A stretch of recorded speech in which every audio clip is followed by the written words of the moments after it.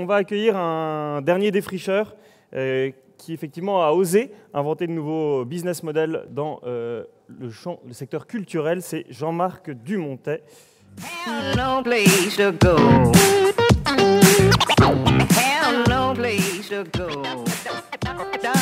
Bonjour à tous. Je sais que celui-là a du son. Alors Jean-Marc, je sais qu'il ne faut pas que je vous demande ce que vous faites comme métier parce que vous ne savez pas. C'est ça. Hein. Il y a 20 ans, vous avez monté une première boîte par hasard. Et de hasard en hasard, vous avez recréé 6-7 salles à Paris. Celle-là, c'est vous aussi ou pas? Non, malheureusement, parce qu'elle est belle. Ça va venir demain? Je ne sais pas, c'est une concession qui est en renouvellement en 14 ou 15, je crois. Voilà. Alors, racontez-nous comment on commence par une agence de com en 94 vers Bordeaux, avant d'aller vers la restauration et autres, et puis finalement, aller vers l'économie du spectacle. Oui, juste un préalable qui sera un petit résumé des 3 témoignages précédents. Je crois que ce qu'il faut oser, c'est le risque, au-delà de la France. C'est le risque, c'est la vie, c'est la confiance en soi, et c'est se dire qu'on peut se dépasser, qu'on doit y arriver. Et je crois que le petit problème qu'on a dans ce pays, c'est qu'on n'aime pas le risque, on adore le principe de précaution, et ça ne marche pas. Voilà, ce qui marche, c'est le risque. Ce qui marche, c'est se dépasser, et je crois que tous les témoignages qu'on vient d'entendre, de quelqu'un qui est prêt à manger des pâtes pendant 10 ans s'il faut, mais qui croit à son idée, ou de quelqu'un qui préfère ses cours, même s'il nous explique qu'après tout, il a peut-être eu tort. Je crois que la qualité première qu'on doit avoir, c'est le risque, et c'est de croire au monde aussi. Le monde et la mondialisation ne sont pas des choses choquantes ni inquiétantes, au contraire, c'est de formidables opportunités. Et si on a compris ça, on s'en sortira. Voilà. Alors bon, ça c'était pour les paroles, et dans les actes, vous avez mis effectivement cette musique en ordre de marche, parce que vous, effectivement, des risques, vous en avez pris pas mal. Expliquez-nous donc comment ça se passe, pourquoi est-ce que vous arrivez vers l'économie du spectacle, alors qu'à la base, vous n'êtes pas de ce petit milieu artistique, et quand Alain Seban était là tout à l'heure... Pour aller vite, j'arrive dans l'économie du spectacle, parce que je rencontre quelqu'un qui s'appelle Canteloup en 98, que Canteloup, il n'existe pas à cette époque-là, qui a un imitateur qui s'appelle Laurent Gérard, qui est au Firmament, et qu'on pense que jamais il y aura une place pour un second imitateur. Et moi, je crois qu'un produit peut créer vraiment son marché et qu'on peut vraiment se faire une place. Donc, on va travailler avec Canteloup parce qu'on se dit que si on est bon, on saura faire notre place et que quand un produit est bon, il marche. Voilà, je crois fondamentalement en ça. Et je crois aussi que personne ne nous attend jamais. C'est à nous de faire notre place et notre parcours. Et à force de travail, d'opiniâtreté, je ne vais pas vous raconter l'histoire de Nicolas, mais on y arrive.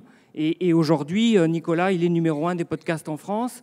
Hier, on a fait 9 millions sur TF1. On est très fort sur Europe 1. Et tout ça, c'est du travail, de la remise en cause permanente. Voilà. Et grâce à ça, ça m'a fait rentrer dans l'univers du spectacle. Et pour mon métier de producteur, je me suis rendu compte qu'il y avait un élément qui était fort, c'était les salles de spectacle. Donc, je me suis mis, depuis 2006, à acquérir des salles de spectacle. J'en possède 5 aujourd'hui. Et la petite originalité que j'ai, c'est une abominable la palissade, c'est se dire qu'il faut essayer de réconcilier l'entreprise avec une salle de spectacle, c'est-à-dire que c'est avant tout une entreprise et ça doit répondre au code d'une entreprise. Donc mon pari, c'est de dire qu'avant tout, il doit y avoir une bonne gestion et il doit y avoir l'obsession commerciale pour trouver des clients et puis l'obsession d'avoir le meilleur produit possible, c'est-à-dire les meilleurs spectacles possibles. Et c'est du B à bas, c'est extrêmement simple, mais malheureusement, dans l'univers culturel où les gens tournent parfois un petit peu autour d'eux-mêmes, malheureusement, c'est 2 données de base, avoir les meilleurs produits et savoir les vendre, qui sont un peu trop ignorées. C'est ce que je voulais vous dire à propos d'Alain Seban, c'est qu'effectivement, il y avait certains conservatismes, et il avait montré comment, en décloisonnant, on y arrivait. Juste d'un mot, est-ce qu'on peut revenir en 2001 ? En 2001, Nicolas Canteloup n'est toujours pas très connu, et d'ailleurs... Il n'est pas du tout connu. Vous faites salle vide, et là, vous allez le voir, et un peu comme pour Bernard Rébier qui dit, bon, on est une entreprise mondiale, vous lui dites, on va faire l'Olympia. Oui. Sachant qu'il ne remplissait pas un café. Oui, exactement. C'est parfaitement logique. Je dis à Nicolas, on va faire l'Olympia, on trouve une date le 10 mai 2003, c'est-à-dire que moi je suis un petit provincial à l'époque, et l'Olympia, il me donne la date la plus pourrie, parce que le 10 mai c'est un samedi, le 8 mai donc est férié, donc c'est vraiment la date qu'on ne va pas remplir. Et on se bat bien, et on vend 1250 places à des entreprises avec qui on travaillait, puisque Canteloup faisait des parodies de conventions d'entreprise où il était extrêmement brillant. Et grâce à cette Olympia, grâce à cette ligne de mire, tout à coup, les médias vont commencer un tout petit peu à s'intéresser à nous. Et ce pari, on le fait avec une salle comble à l'Olympia. On fait 138 payants individuels, c'est-à-dire que le Canteloup pesait rien du tout à l'époque. Mais on a 1250 entreprises qui sont venues. Enfin, on a vendu des places à 1250 entreprises. Et à partir de là, effectivement, ça met un peu en lumière Nicolas et on va commencer à être médiatisé grâce à ce pari assez insensé. Moi, je n'avais jamais fait l'Olympia avant, je ne savais pas ce que c'était. Ça coûtait beaucoup d'argent, mais c'était un pari important. Alors, ça, c'était effectivement il y a une petite dizaine d'années. Aujourd'hui, vous l'avez dit, 5 salles de spectacle, vous travaillez toujours avec Canteloup, vous produisez aussi Lucchini, mais vous n'avez jamais voulu oublier ce risque qui vous a réussi il y a 10 ans. Donc, vous continuez la production de jeunes talents. Je crois Alex Lutz, Bérengère Krief. On peut peut-être expliquer comment est-ce que vous fonctionnez, comment est-ce que vous détectez le risque et comment est-ce que vous l'accompagnez, vous lui faites confiance. J'ai la chance d'avoir acheté en 2006 une salle qui est une petite salle mythique qui s'appelle Le Point Virgule. C'est 90 mètres carrés dans le Marais. C'est là d'où sont sortis Palmade, Elie Kakou et plus récemment Foresti. Et effectivement, cette salle est un véritable laboratoire. On accueille 110 000 payants par an, ce qui est juste un truc dingue. 110 000 payants par an dans un lieu qui fait 100 places. C'est-à-dire qu'on fait 3, 4, 5 spectacles par jour qui font 50 à 80 payants. Et grâce à ce laboratoire et grâce à ce travail patient avec des jeunes artistes, on arrive progressivement, jour après jour, à hisser le niveau, à améliorer le spectacle et faire en sorte, comme ça a été le cas sur Alex Lutz, qui a fait 2 ans au Point Virgule tous les soirs, et puis qui a grandi et qui va de salle en salle de plus en plus importante.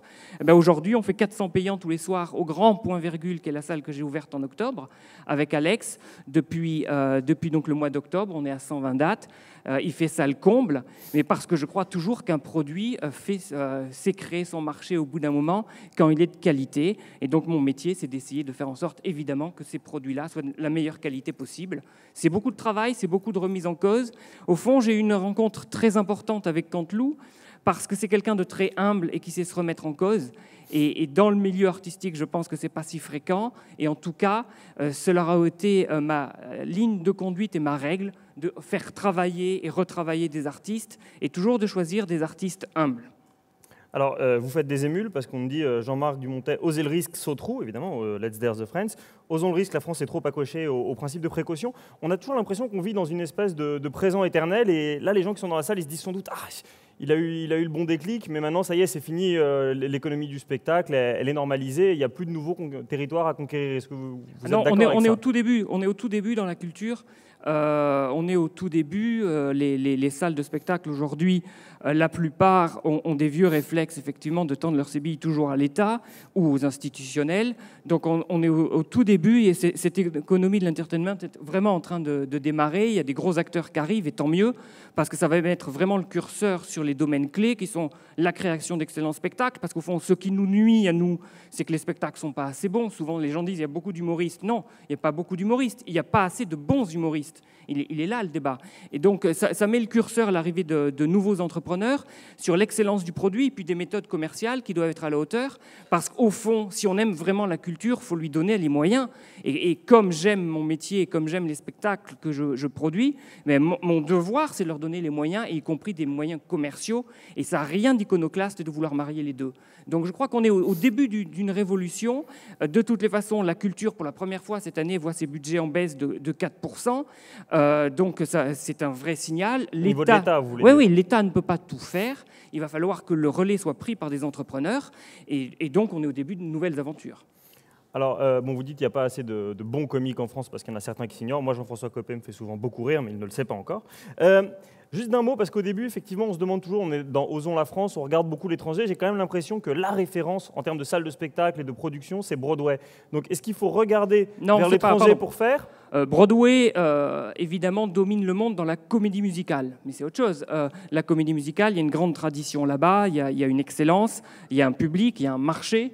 Nous, c'est pas notre critère. Les comédies musicales en France fonctionnent bien, mais il n'y a pas il n'y en a pas autant qu'aux États-Unis où il y en a 30 ou 40 en même temps. Donc c'est deux secteurs, si vous voulez, qui sont comparables, voisins, jumeaux, mais c'est pas les mêmes. On peut être cousins mais faire des choses différentes. Donc c'est pas forcément les États-Unis, c'est juste se dire que la culture vivra et se développera à partir du moment où il y aura des entrepreneurs de culture, des gens qui ont compris les codes. Voilà, et non pas des rentiers de la culture. C'est aussi simple que ça. Moi, je suis pour un métier de risque. Notre métier, c'est de prendre de risques et de lancer de nouveaux spectacles et de faire en sorte que le public les rencontre comme n'importe quel entrepreneur. Voilà, et je pense que l'avenir de mon métier, il est là. Est-ce que ça veut dire qu'aujourd'hui, il y a justement des gens de l'étranger qui viennent vous voir pour voir comment est-ce que vous avez bâti un nouveau business model ou pas ? Non, non, moi je suis très banal. Je suis très banal. Mon originalité, c'est d'avoir 5 salles. Mon originalité, c'est que ça fonctionne correctement. Mais c'est extrêmement banal comme parcours. Bon, ça fera plaisir à Norbert Alter qui nous explique effectivement qu'il n'y a de vraie innovation que dans l'ordinaire. Jean-Marc Dumontet a lancé Canteloup, Alex Lutz, Bérengère Krief, gros optimiste, un peu fou, pas peur des risques, il donne la pêche. Il y a quelqu'un qui nous rappelle, vous détenez 5 salles de spectacle, mais vous ne savez pas ce que vous faites dans la vie. Est-ce que 10 minutes après avoir commencé à parler, vous savez ce que vous faites dans la vie? Moi j'ai la chance d'être un entrepreneur, c'est-à-dire de me lever tous les matins en me disant que la vie recommence, de me lever en disant que les limites, ce sont seulement celles qu'on va se poser soi-même, et que je suis surtout responsable de tout, y compris de mes échecs. Et à partir de là, ça vous donne quand même une obligation, une objurgation, j'aurais envie de dire, pour être le meilleur possible. Voilà. Donc voilà, je sais ce que je fais, c'est être entrepreneur. J'ai la chance que ce soit dans un métier qui est génial, qui est l'univers du spectacle, parce qu'on vit des aventures humaines et artistiques extrêmement fortes.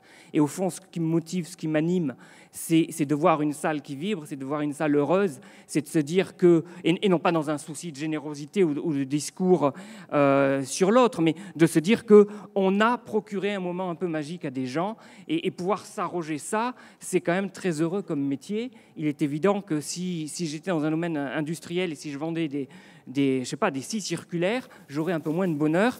Là, c'est vrai qu'une salle pleine, une salle heureuse, c'est quand même une vraie récompense au quotidien pour moi. Donc voilà, mon métier, c'est d'être un chef d'entreprise, de jamais oublier qu'il y a des règles de saine gestion qui s'imposent, qu'une entreprise, c'est quelque chose de très simple à mener avec une règle qui est toute bête, mais je suis dans le domaine culturel et c'est quelque chose en tout cas qui m'épanouit et qui m'enthousiasme. Juste un dernier mot avant de vous libérer. Vous le disiez, il faut prendre des risques. Donc on ne va pas revenir sur Canteloup, Alex Lutz, Bérengère Krief et Lucchini, que tout le monde connaît. Mais faites-nous partager ce que vous avez rencontré récemment, ce sur qui vous avez envie de parier et quelques risques culturels pour qu'on aille s'hasarder dans les salles à avoir des nouveaux talents. Dans les risques qu'on prend en ce moment, il y a 2 artistes qui sont au point virgule, un qui s'appelle Walter, qui est sur France Inter aussi, l'autre qui s'appelle Donnell Jacksman. Voilà, c'est ce qu'on appelle chez nous des petits qui sont en développement, sur lesquels on mise beaucoup, mais qu'on fait beaucoup travailler. Donc c'est une phase de laboratoire qu'on est au point virgule. Voilà. Et donc rendez-vous tous au point virgule dans le labo. Merci infiniment Jean-Marc.